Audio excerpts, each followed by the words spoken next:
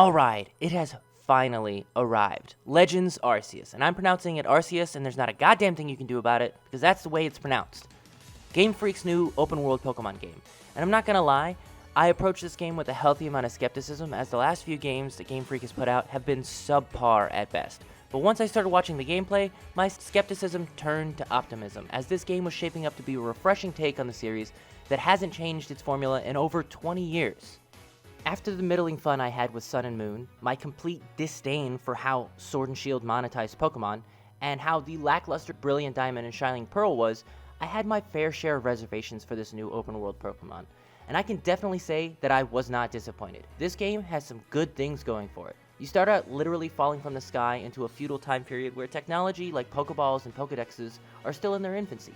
People are just getting used to seeing Pokemon and have a genuine fear of these terrifying creatures. Oftentimes, you, as the protagonist, don't understand this concept, as you are from a future area where Pokemon are commonplace. As usual, you meet a professor trying to understand these terrifying creatures more deeply, and so he looks to you to help him to create the first ever Pokedex, as you show an affinity for catching Pokemon within seconds of you landing in this new world.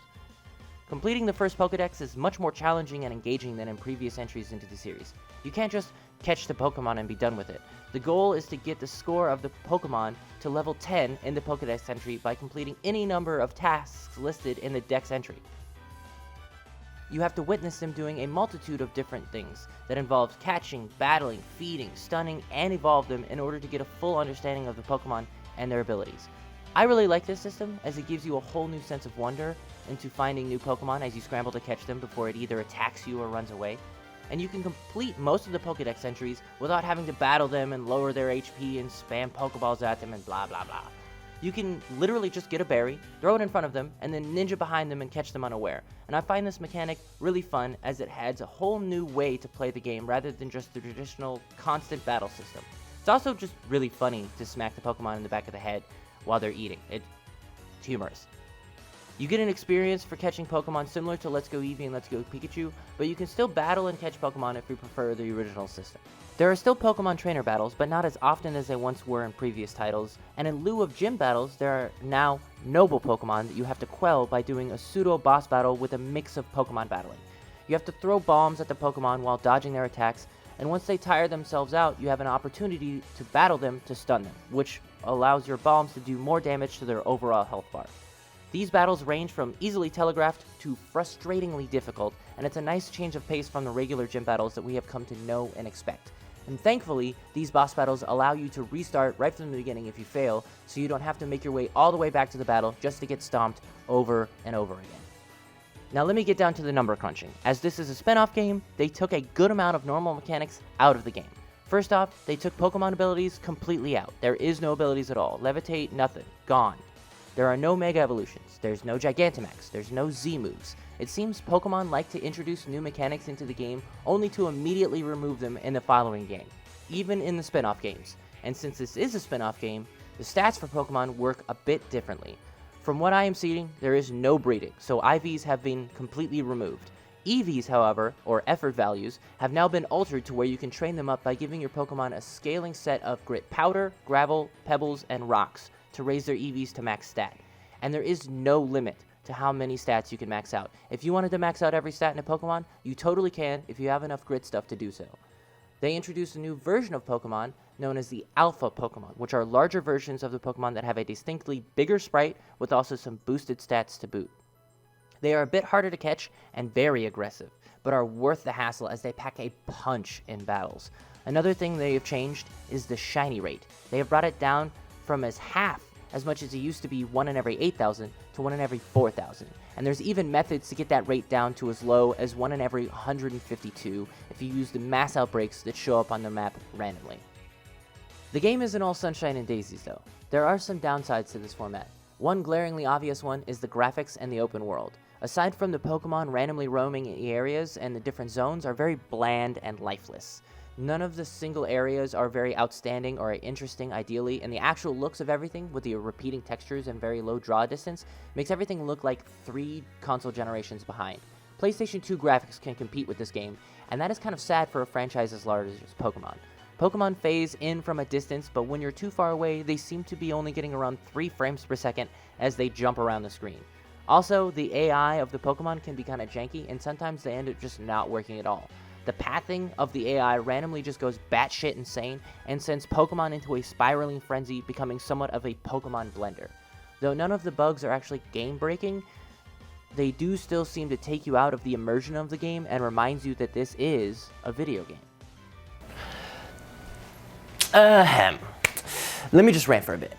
So, whose fucking idea was it that you could only throw Pokeballs from the fish mount? Because catching Pokemon in the water is fucking impossible. I have to waste 1,000,000 balls just to hit one, let alone hope to catch one. I have to like sit really far away and hit them with the jet balls and hope they don't see me and then inevitably either attack me or fucking run away. It's infuriating how many Pokeballs I've wasted.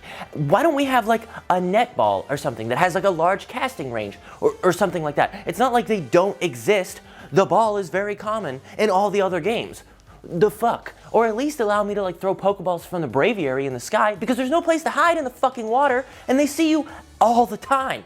Also, the stun animations don't fucking work a lot of the time, and I have to waste like 1,000,000 fucking stun things in order for them to actually be stunned so I can catch them, and that's super annoying. When I hit them once, they should be stunned. That's the thing. That's the whole point of it. And then also, fuck Paris. Seriously, that thing has like a vendetta against all Pokemon trainers or something, because he follows you until the ends of the earth. Even after you've run like halfway across the map, that motherfucker is still chasing you. He'll get you eventually and fucking poison you or whatever. Fuck Paris. Yeah, back to the video. Regardless of those downsides, this game is still a joy to play. Not in a long time have I been excited to see a new Pokemon game, but Arceus has changed that. This game has got me excited to find a Bidoof for the first time, and it takes a lot for me to care about a stupid-ass Bidoof. I will say, with filling out the Pokedex at the forefront of your tasks to complete, leveling your Pokemon becomes something that you kind of don't think about until you're suddenly in a Pokemon battle and you have way underleveled Pokemon. I found myself on more than one occasion getting caught off guard by trainers in this game and getting absolutely smashed by a person that has Pokemon that are at least 20 levels higher than anything in my party. So I do recommend keeping at least 2 or 3 Pokemon at a decent level in your party at all times. Either way, the gameplay is great. With hundreds of Pokemon to catch, it doesn't feel like an insult to the players that the full Pokemon count isn't in this game, as it would be a huge undertaking to do so, especially with how well they did the animations this time around. It only took them a couple years to figure it out. The story is decent, to say the least. It isn't anything super crazy, but at least all the major plot points seem to happen on screen, unlike some games, Sword and Shield. And the end game is pretty decent, with one final battle being particularly hard, and I would recommend having a full team of level 80 or higher Pokemon.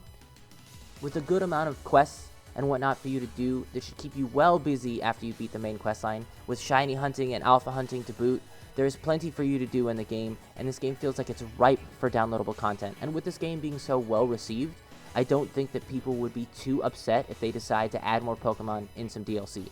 All in all, it's a great game with its own bumps in the road, but nothing too horrible to make me not want to play it until the wee hours of the morning. Things might not look great, but the gameplay itself is fun enough for me to overlook that fact. This game can be a great new format for the next game, and is a great jumping on point for anyone that's looking to get into the Pokemon franchise. Anyway, that's my review of the game. Let me know what you thought of this game, or if you're intending on playing, send me some comments. I have plenty of information, as I've spent way too much time even into the minute details of this game. So if you need help, let me know. Otherwise, thanks for watching, guys. Peace.